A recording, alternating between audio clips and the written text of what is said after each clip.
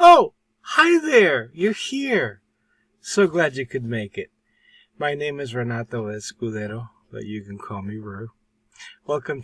This is a very exciting course, at least it is for me every time that I teach it. We get to engage with real-world issues. In this class, our inquiry will be centered around the themes of literacy and education, composition, of course, and social justice themes. In this class, we will evaluate scholarly, non-scholarly, nonfiction, and some fiction texts. And my hope is that you'll learn to integrate multiple perspectives from these texts into your own writing. We'll be practicing active reading. If you are not exposed to the concept of active reading in English 122, you'll definitely have ample opportunity to exercise that here. We'll have a little recap module on what active reading is and what I expect. Basically, we will be reading not only for understanding, but also we'll be interacting with texts critically, evaluating texts. You're not just soaking up information so you can regurgitate it. There are no tests here. Simply, we're going to be writing essays, and you're going to go through a series of assignments. This course is intensive, so it's going to feel daunting at times. It's going to require a great time commitment on your part. I won't lie to you. It will be a lot of work. You will reflect and expand on your writing and reading practices and strategies, so you will become, if you do the work, you will become a better reader, a better writer, and a better thinker. Not only that, but you will be able to understand your own process.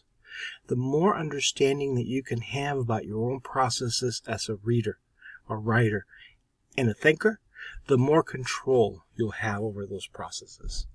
Some of the things that we're going to be looking at in this class are claims versus facts, rhetoric, rhetorical situations, rhetorical analyses, and logical fallacies. We're going to be writing essays in multiple drafts. Essays 1 and 2 will be a persuasive essay and a rhetorical analysis, for which I will give you strict prompts to follow. But for essays 3 and 4, you will have a wide latitude of choice. With my approval, you will be selecting your own topics, issues that really matter to you, as long as they're real-world issues and have something to do with social justice. Basically, you can be writing whatever you want in essays 3 and 4. Of course, they will have a structure. Essay 3 is an argumentative paper with research, and Essay 4 is an iSearch paper, which is a kind of research paper, but it's a lot more fun. What I'd like you to do now is to read the rest of this homepage and follow its instructions.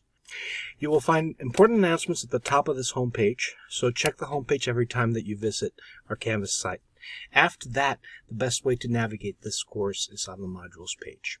Other places on Canvas, like the dashboard, the to-do list corner, or even the calendar, will only give you partial information at best. So stay on the modules page. The assignments and modules will build upon each other, so you have to complete the modules sequentially. Don't skip items in the modules, or you may find yourself lost when trying to write your essays. And please complete the modules on time. You don't want to lag behind. Trust me. Trust me. If you do fall behind on your work, please talk to me, and together we'll come up with a plan for you. But despite what I've said about the workload, this class will be well worth your while. I promise you that. I look forward to working with all of you, and if you have any questions, just shoot me an email. So what do you say? Shall we get started? I don't know about you, but I can't wait. See you real soon.